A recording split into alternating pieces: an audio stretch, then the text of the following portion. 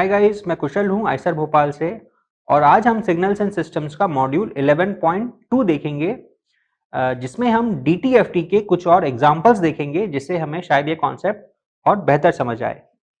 तो आज है module 11.2 DTFT examples.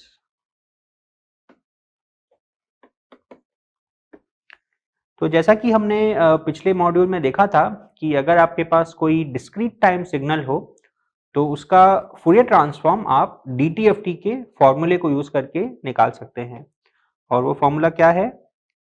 Capital X of e power j omega is equal to summation n is equal to minus infinity to infinity x of n e power minus j omega n। तो यहाँ पे जो हमारा ये x of n है, ये एक discrete time signal है, और जो ये ओमेगा है ये हमारी फ्रीक्वेंसी है। बट अगेन, जैसा मैंने आपको पिछले मॉड्यूल में बताया था कि ये जो कैपिटल ओमेगा है ये ऑल्दो फ्रीक्वेंसी है, बट ये एक डायमेंशन लेस क्वांटिटी है। अगर आपसे पूछे कि इसका कोई यूनिट्स क्या होगा, तो आप अगर पर सेकेंड कहेंगे तो वो गलत होगा, क्योंकि omega in discrete time is a dimension less quantity.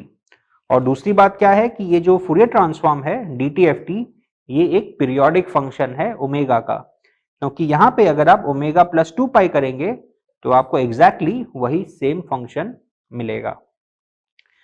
तो इस मॉड्यूल में हम दो एग्जांपल्स देखेंगे, जिससे हम एक गिवन x ऑफ n का हम DTFT कंप्यूट करेंगे। तो पिछले मॉड्यूल में हमने एक एग्जांपल स्टडी किया था, जो था x of n is equal to a power n u of n for mod a less than 1।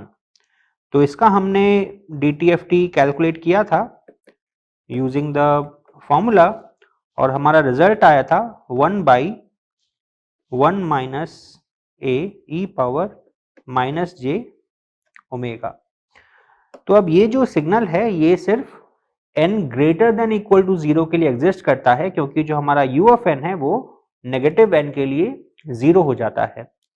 अब इसी सिग्नल को हम अगर जनरलाइज करें ताकि वो नेगेटिव n और पॉजिटिव n दोनों के लिए ही नॉन जीरो हो, लेकिन वो as n goes to plus infinity या माइनस इन्फिनिटी वो डिक्रीज करता रहे, क्योंकि अगर ये फंक्शन इंक्रीज करना शुरू कर देगा तो फिर बिकॉज ऑफ डिरिक्लेट कंडीशन हमारा फूरियर ट्रांसफॉर्म एग्जिस्ट नहीं करेगा। तो हम अगर इसको जनरलाइज करें ताकि ये नेगेटिव n और पॉजिटिव n दोनों के लिए एग्जिस्ट करेगा, तो हम इसको इस तरीके से लिख सकते हैं that x of n is equal to a power mod of n। तो ये क्या होगा? जब हमारा n जब पॉजिटिव है या ग्रेटर देन इक्वल टू 0 है, तो हमारा ये वापस से a पावर n बन जाएगा, जो कि हमारा पहले था।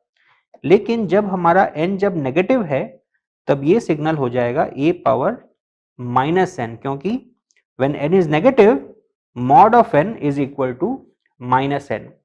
तो अब हम देखते हैं कि अगर हमारा सिग्नल इस तरह का है तो इसका हम DTFT किस तरीके से निकालेंगे। तो हम वापस से वही फॉर्मूला लेंगे, capital X of e power j omega is equal to summation n is equal to minus infinity to infinity x of n e power minus j।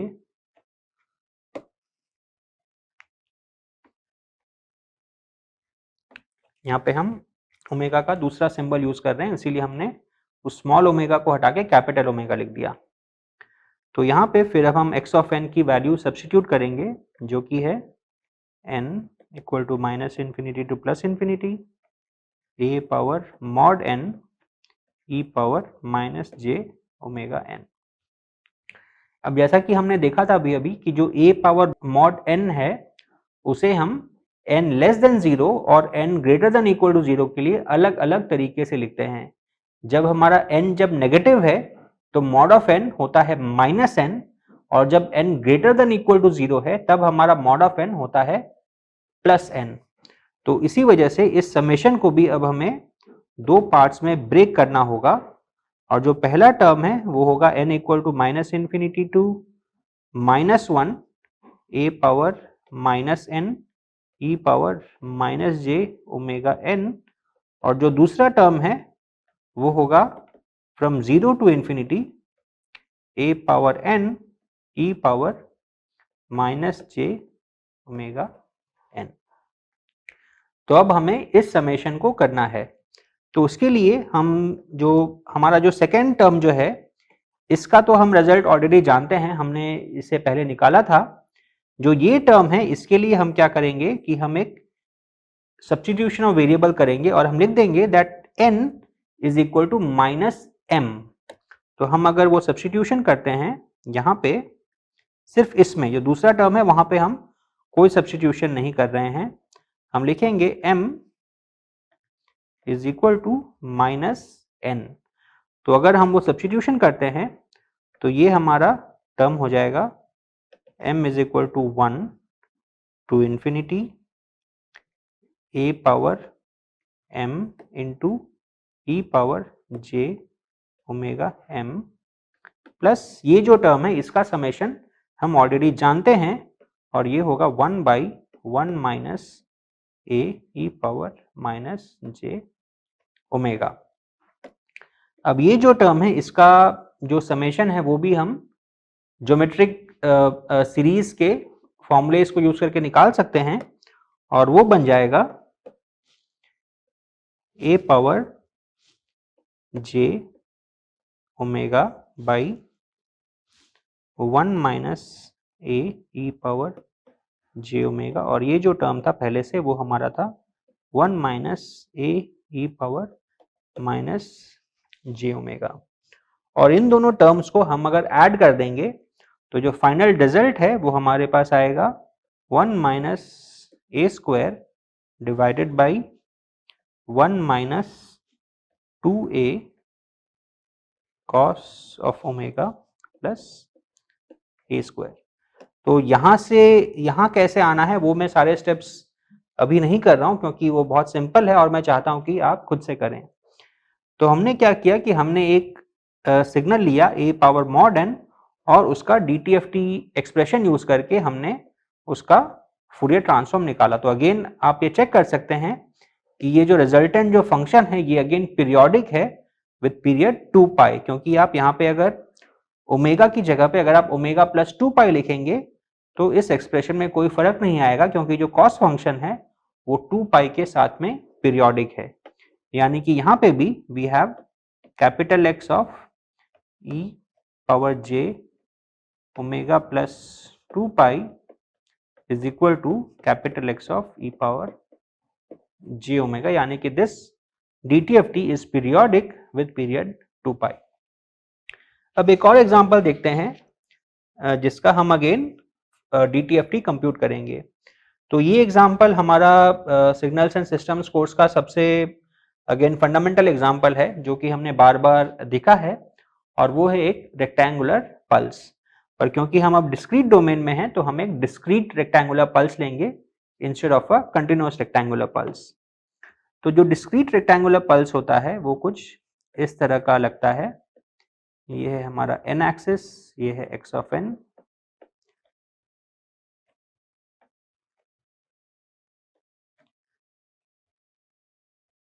तो सपोज हमने ये पॉइंट्स लिए 1 2 3 ऐसे करके अप टू कैपिटल N1, और इन सारे points में जो हमारा फंक्शन है उसकी वैल्यू है यूनिटी। वैसे ही 0 पे भी -1 -2 -3 and so on up to -N1।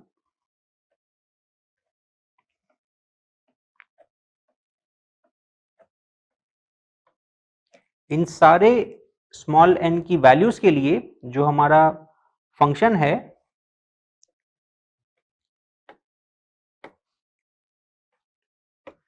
हमारे फंक्शन की वैल्यू है 1, और इस रेंज के बाहर में हमारे फंक्शन की वैल्यू है 0।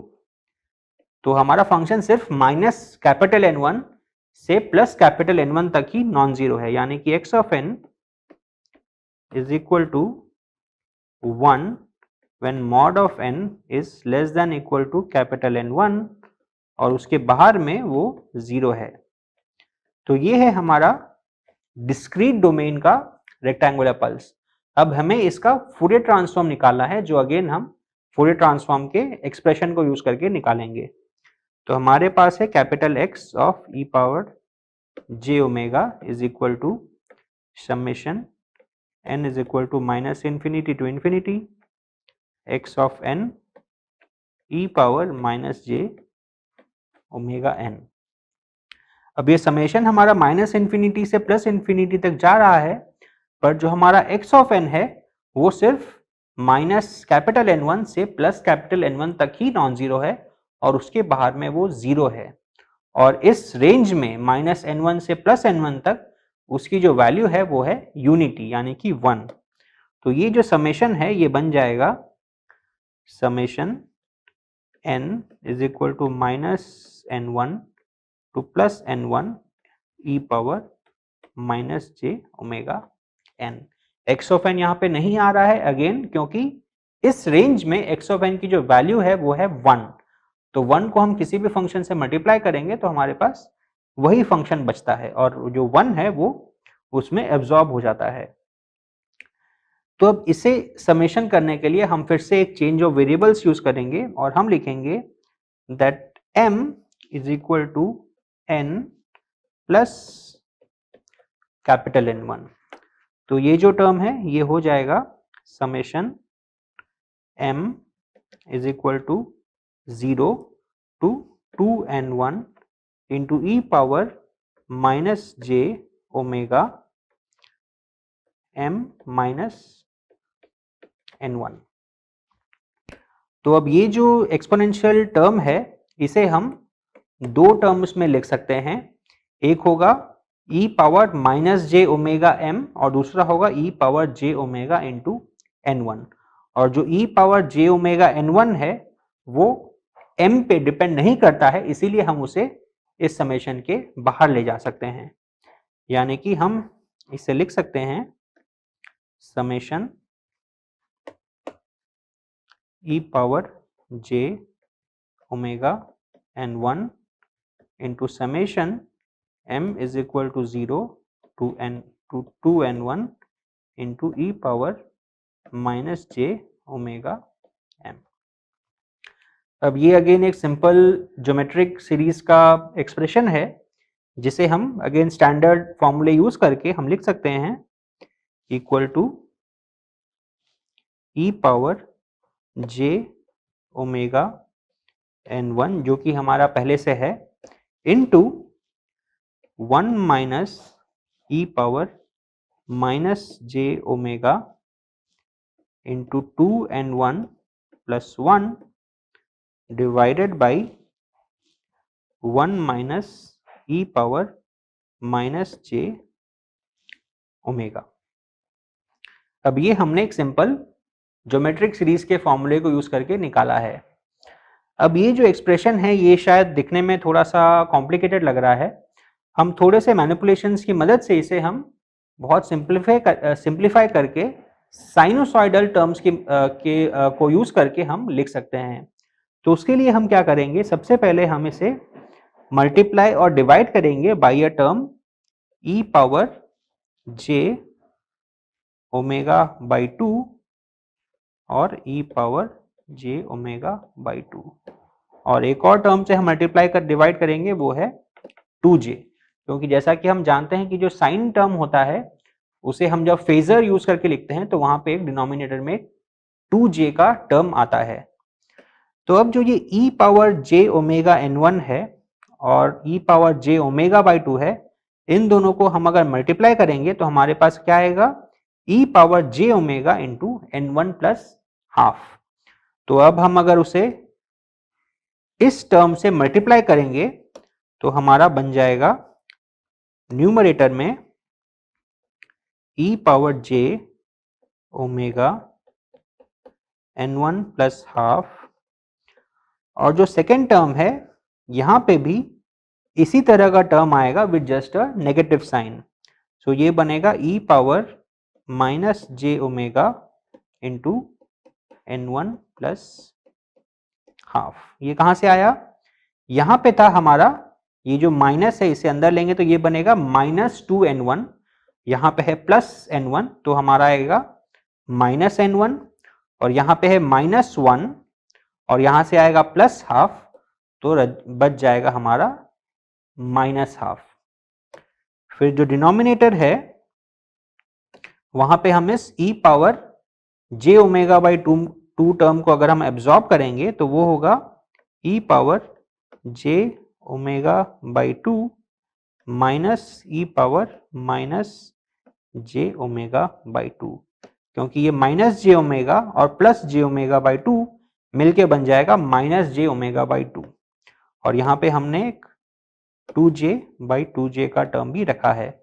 तो अब हम देख सकते हैं कि ये जो फेजर है ये साइन थीटा के फॉर्म में है, क्योंकि जो साइन थीटा होता है that is e power j theta minus e power minus j theta whole divided by 2j, यानी कि ये जो पूरा हमारा टर्म है वो हमारा बन जाएगा sine of omega into n1 plus half divided by sine of omega by 2।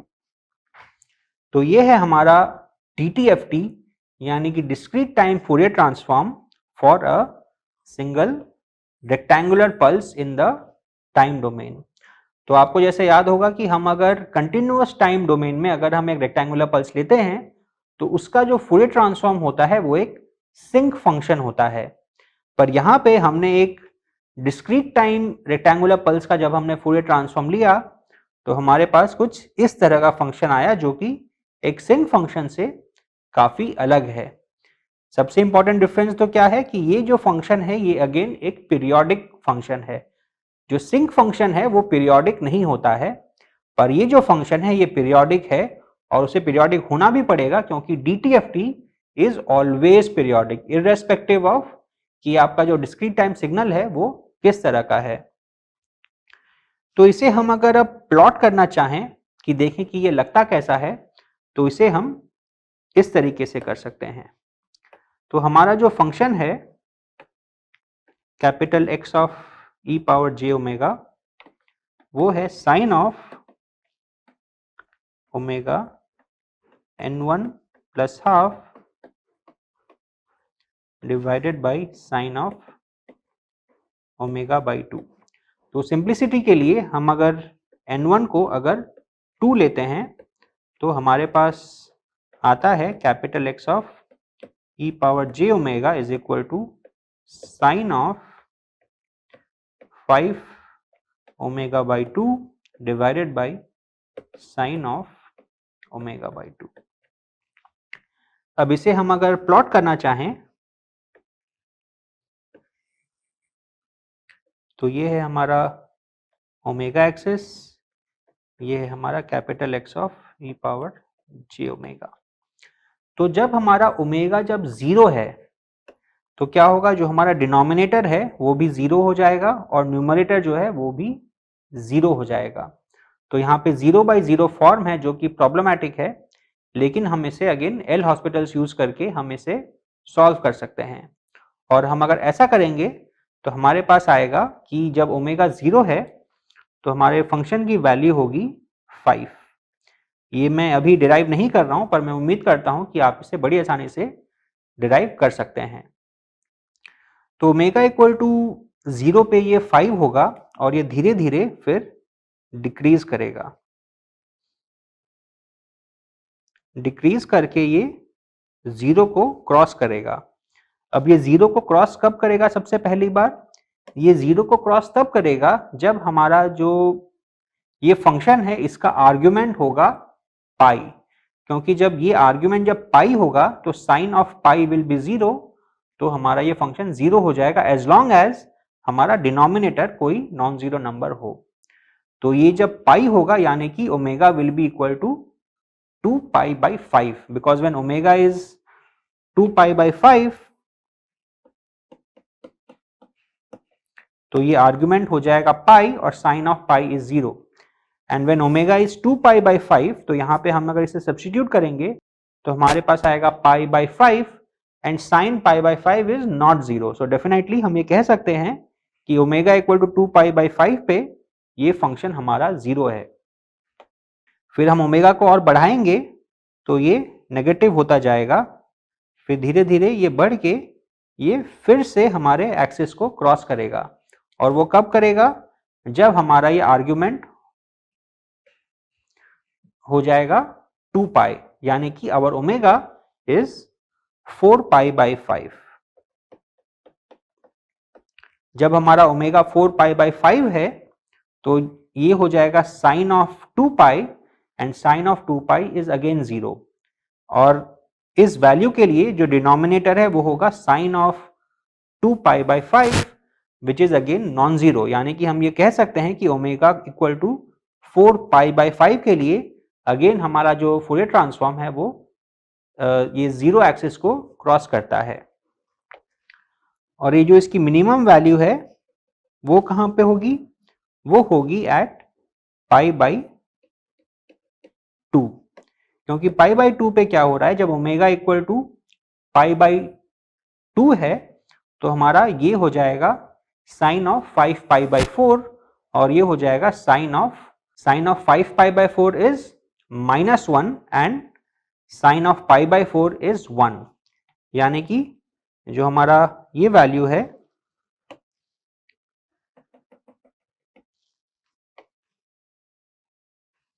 ये वैल्यू हमारा होगा -1।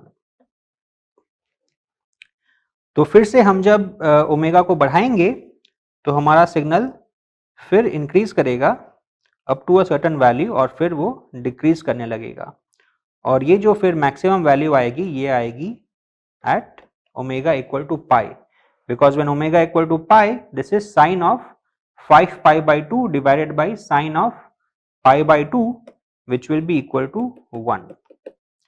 तो उसी तरीके से लेफ्ट हैंड साइड में हम अगर लेंगे तो ये एग्जैक्टली ये मिरर करेगा और ये इस तरह का लगेगा। तो ये जो क्रॉसिंग होगी ये होगी -2 पाई बाई 5 पे और ये होगी -4 पाई बाई 5 पे और ये होगा एट पाई।